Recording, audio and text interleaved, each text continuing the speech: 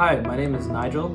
I work for Benchmark Electronics in Winona, Minnesota, and I'm using a Spin SD-35 screwdriver.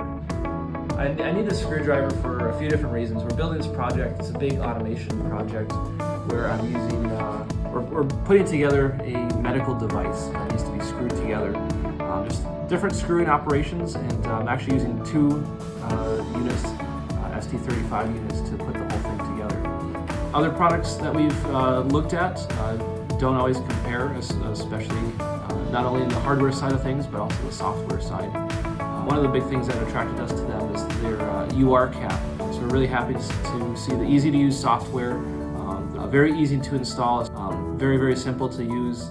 I want to say so easy a monkey could do it, especially after using it for the two different applications here, that it's a great product. We also really like how they have very good customer service.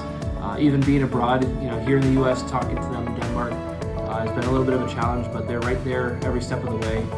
Like I said, we have two of them, and so far we're very happy.